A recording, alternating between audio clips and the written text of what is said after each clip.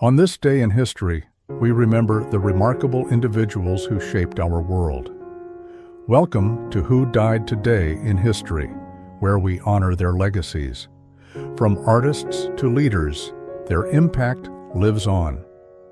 If you find their stories meaningful, like, subscribe, and hit the bell to stay connected. Thank you to all our amazing channel members for your generous support. Angus Cloud, best known for his role as Fezco in HBO's Euphoria, died on July 31, 2023, at the young age of 25. His death was ruled as an accidental overdose resulting from a lethal combination of fentanyl, cocaine, methamphetamine, and benzodiazepines. The suddenness and nature of his death shocked fans worldwide, not only because of his youth, but also due to the uncanny parallels between his personal struggles and those of the troubled character he portrayed on screen. Cloud's passing illuminated the ongoing mental health and substance abuse crises affecting younger generations, particularly those navigating fame in the digital era. Just days before his death, he had buried his father, to whom he was reportedly very close. His grief, compounded by pre-existing mental health struggles, paints a heartbreaking portrait of the isolation many individuals face behind the facade of public success. The immediate consequence of his death was an outpouring of grief from fans and peers alike. Co-stars and friends described him as a gentle, creative soul, far removed from Hollywood stereotypes. His raw, authentic performance in Euphoria made him a breakout star, with many praising his ability to humanize addiction and trauma in a way that felt real and unpolished. In death, Cloud became not just a talented actor gone too soon, but a symbol of the silent pain carried by many, especially in industries that prize image over well-being. Unlike the theatrical spectacles surrounding the deaths of monarchs or political leaders, Cloud's passing reflects a modern tragedy, one deeply rooted in the culture of fame, emotional suppression, and the opioid epidemic. His story underscores the generational challenges around mental health awareness, the pressures of celebrity, and the deadly accessibility of synthetic drugs. We immortalize Angus Cloud not through grand monuments, but through his work, a performance so deeply felt that it transcended the screen. Social media tributes, fan art, interviews, and retrospectives now serve as collective memorials. In this way, he joins the ranks of artists whose untimely deaths both sadden and inspire, reminding us of the fragile line between brilliance and vulnerability. Through remembrance, we confront our shared struggles and affirm the enduring power of storytelling to keep memory and meaning alive. Roddy Piper, born Roderick George Toombs, passed away on July 31, 2015, at the age of 61 from a sudden cardiac arrest in his sleep. His death was considered natural but tragic, especially within the world of professional wrestling, where the physical and emotional tolls of the industry have cut many careers and lives short. Piper's passing marked the end of an era, but it also reignited conversations about the health risks faced by athletes in performance-based combat sports. Known as Roddy Piper, he was one of professional wrestling's most charismatic and polarizing figures. A central character during the 1980s wrestling boom, Piper was both a villain and a fan favorite, often blurring the lines between performance and reality. His infamous Piper's Pit segments revolutionized how narratives were built in wrestling, introducing sharp wit, controversy, and psychological intensity that captivated millions. His death occurred at a time when many of his contemporaries, such as Randy Savage and Ultimate Warrior, had already passed away prematurely. It underscored the physical demands, injuries, and long-term health issues common among wrestlers of his generation, many of whom endured extreme schedules with little support or medical care. Piper himself had battled cancer years earlier and spoke openly about his concerns regarding his own longevity. The immediate response to Piper's death was one of widespread mourning and reflection. Wrestlers, fans, and entertainers alike paid tribute, acknowledging not only his contributions to wrestling, but also his crossover into popular culture, including his starring role in John Carpenter's They Live. His bubblegum line from that film has become a permanent fixture in pop culture, cementing his legacy beyond the ring. Roddy Piper's death didn't shift global history, but it deepened the public's understanding of the unseen cost of fame and performance. His legacy is preserved through archived matches, documentaries, and the voices of those he influenced. He is immortalized not with statues but through chants, impressions, and storytelling, a modern bard of the squared circle. Ultimately, Piper's death reminds us how even the boldest personas are mortal. Yet through memory, performance, and reverence, figures like him continue to live in the cultural consciousness, where legends are not just remembered, they are relived. Jeanne Moreau, the French actress, director, and singer, passed away on July 31, 2017, at the age of 89. She died of natural causes in her Paris apartment, a quiet end to a life defined by audacity, artistry, and a profound influence on cinema. Her death marked the loss of one of the last living icons of the French New Wave, a movement that redefined modern filmmaking and gave voice to a generation seeking authenticity and artistic freedom. Moreau rose to international fame in the 1960s with unforgettable performances in films such as Jules at Gym, Elevator to the Gallows, and The Lovers. Unlike many actresses of her era, she embodied complex, emotionally independent women who defied conventions. Her persona reflected the post-war shift in European society, away from rigid roles and toward exploration, rebellion, and introspection. Her death symbolized the fading of a revolutionary era in cinema that celebrated ambiguity, intellectualism, and the courage to challenge societal norms. The immediate consequence of her passing was an outpouring of tributes from across the globe. French President Emmanuel Macron called her a legend of cinema and theater, underscoring her national and international impact. For the film world, her loss was more than nostalgic. It was the end of a living bridge to an era where art and activism often coexisted on screen. Moreau's death amplified her legend rather than diminished it. Retrospectives of her work filled screens across France and beyond, reigniting interest in New Wave cinema. Younger generations, too, were introduced to her elegance, depth, and quiet power. Her passing became an invitation to revisit an era where cinema dared to be philosophical and personal.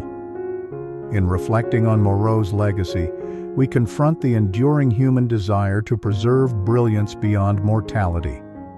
She is immortalized in restored film prints, scholarly essays, museum exhibits, and even in the aesthetic DNA of modern auteurs who borrow from the New Wave's visual grammar.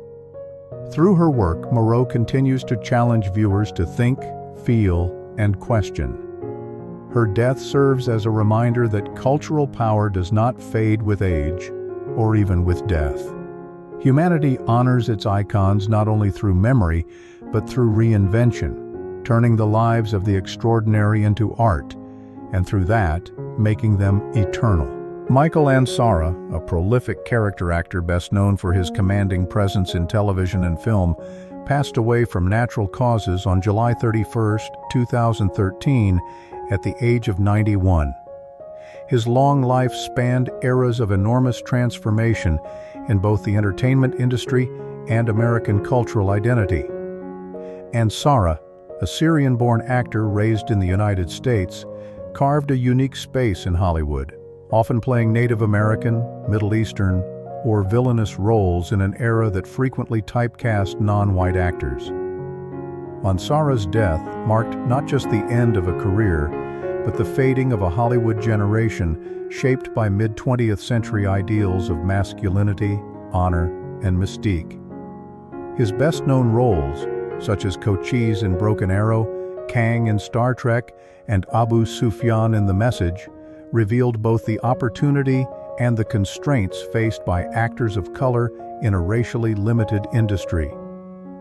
His career choices, often dictated by the demands of the time, highlight the entertainment world's long struggle with representation. In the wake of his passing, tributes from co-stars and fans recognized his deep contributions to genre television, particularly science fiction and westerns. For Star Trek devotees, his portrayal of the Klingon commander Kang across 3 series embodied a bridge between the show's idealistic future and the complex, sometimes adversarial, real-world politics of its time. His roles often explored themes of honor, conflict, and identity, central concerns during the Cold War and the post-colonial era when many of his shows aired. Ansara's death did not cause immediate global shockwaves, but it solidified his place as a respected figure in television history.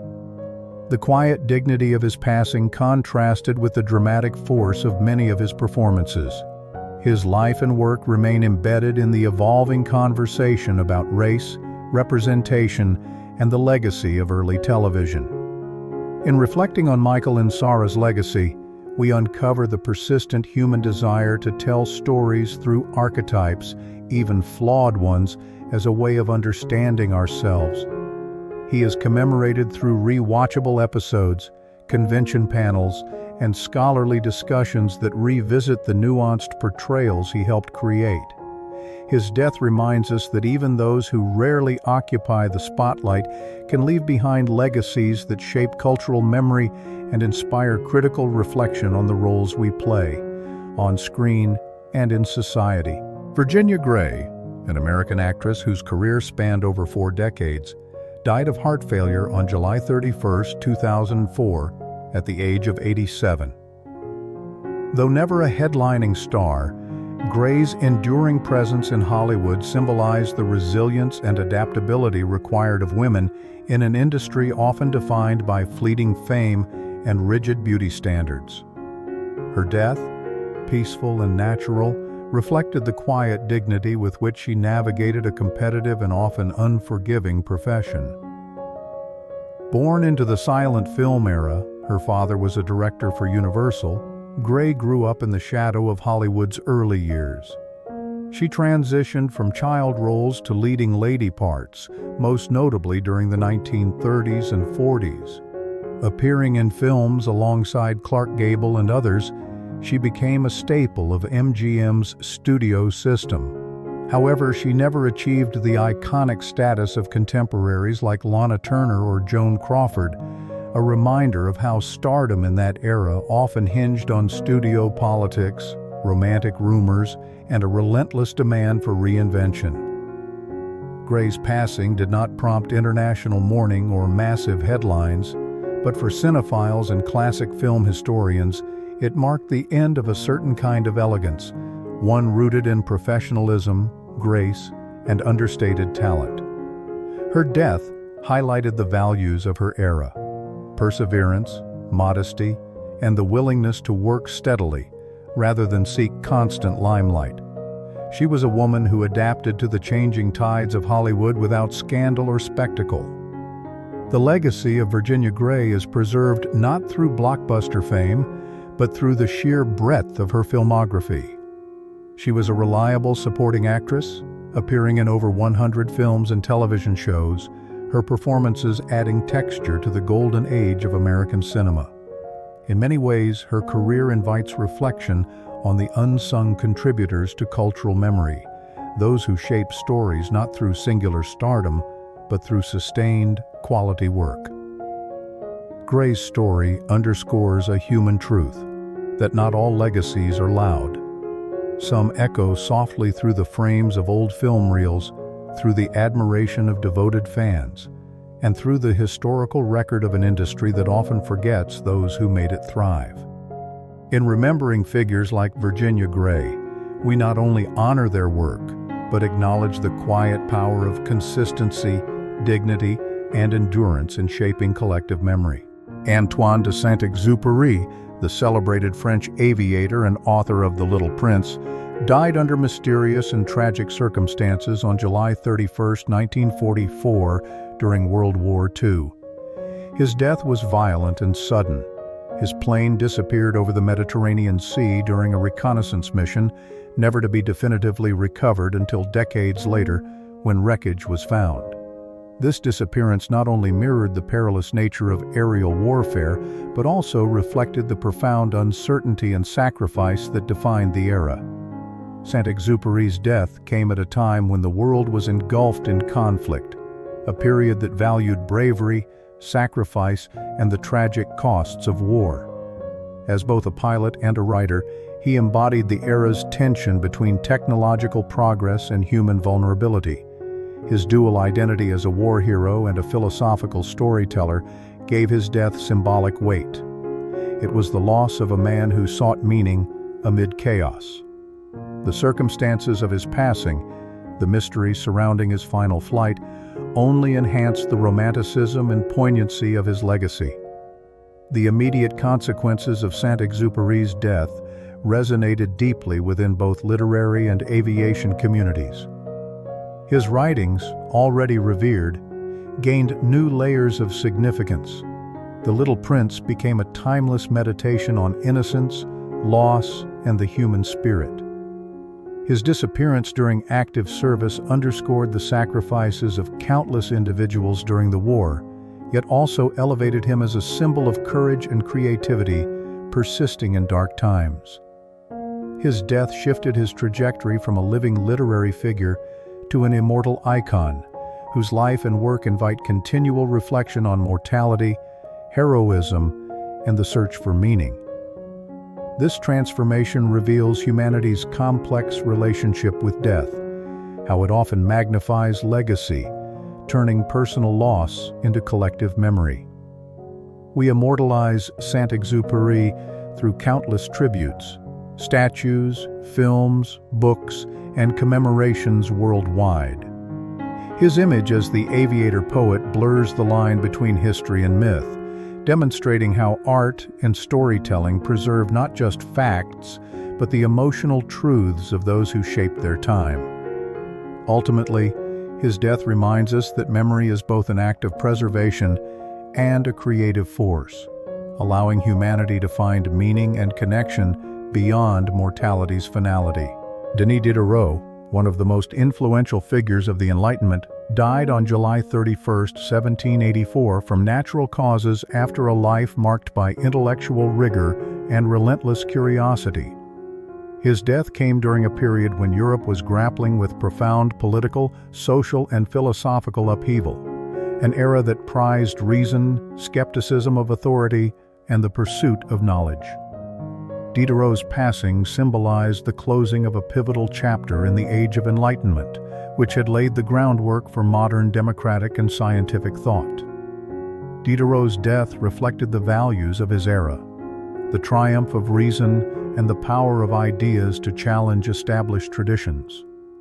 As the chief editor of the Encyclopédie, a monumental work that sought to compile and disseminate human knowledge, Diderot embodied the Enlightenment's commitment to education and intellectual freedom. His death did not provoke political intrigue or violent consequences, unlike some contemporaries, but it marked a significant cultural moment, signaling the loss of a key architect of modern Western thought just years before the French Revolution reshaped the political landscape he had long critiqued. The immediate aftermath of his death saw the continuation and expansion of his ideas.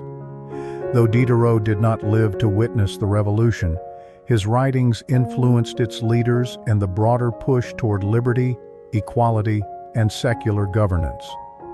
His death amplified his legend as a fearless thinker whose work challenged dogma and championed human reason. The Encyclopédie remained a powerful symbol of intellectual emancipation, inspiring generations to question authority and pursue knowledge. Reflecting on Diderot's death reveals humanity's complex relationship with mortality and memory, especially how the loss of visionary thinkers propels the endurance of their ideas beyond their lifespan. We immortalize Diderot through literature, academic study, and public memorials, recognizing that while individual life is finite, the power of ideas transcends mortality. Art and commemoration preserve not only his image, but the spirit of inquiry and enlightenment he championed, reminding us that memory is both an act of honoring the past and a beacon for future progress. Diderot's legacy continues to illuminate how human culture wrestles with power, political, intellectual, and spiritual, and how we choose to remember those who dared to think differently.